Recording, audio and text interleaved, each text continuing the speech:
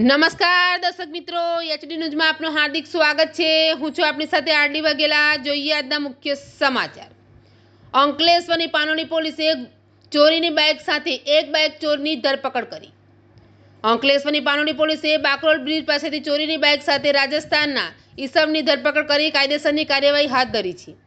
Panoli police મથકના સર્વેલન્સનો સ્ટાફને એક ઈસમ બાઇક લઈને અંકલેશ્વરથી પાનોલી તરફ આવનાર છે અને બાઇક ચોરીની હોવાની માહિતી મળી હતી।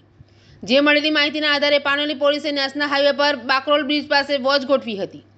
આ દરમિયાન ઈસમ બાઇક લઈને આવતા તેને રોકી પૂછપરછ કરતા તે રાજસ્થાનનો અનોપસિંહ ડોડ હોવાનું જણાવ્યું હતું। પોલીસે તેની પાસે બાઇકના જરૂરી દસ્તાવેજો માંગતા તેને રજૂ ન કર્યા હતા।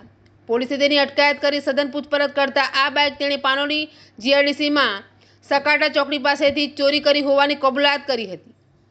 પોલીસે ₹80,000ની કિંમતની બાઇક જપ્ત કરી ગુનો નોંધી વધુ તપાસ હાથ ધરી છે।